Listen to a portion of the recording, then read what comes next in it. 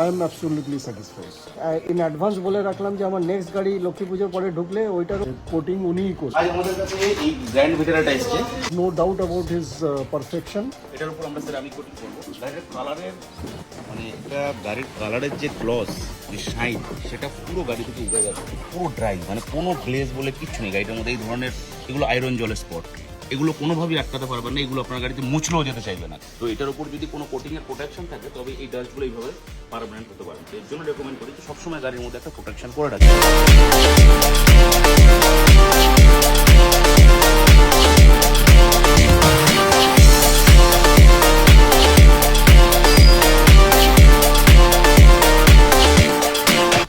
আমাদের কাজের প্রসেস পুরো শেষ। তো আমরা ফার্স্ট ওয়ার্ক রাউন্ডটা দেখিয়েছিলাম বন্যার্থের মধ্যে যেরকম দাগগুলো ছিল, এই দাগগুলো শুধু আমাদের রিস্টোর করে তারপরে গাড়িটার মধ্যে কোটিংটা করতে হচ্ছে। এখন কোটিং করার পর গাড়ির গ্লসটা দেখুন যে কতটা ডিফারেন্স হয়েছে। ঠিক আমরা এসেছিলাম এই গাড়িটা কোটিং করার জন্য চুচুড়াতে, ইনি আমাদের স্যার। তো স্যার আপনি একটু বলুন যে আমাদের সার্ভিসটা করার পর গাড়িটা কতটা চেঞ্জ এসছে, আপনি যেরকম ভেবেছিলাম সেরকম কি আমরা করতে পেরেছি?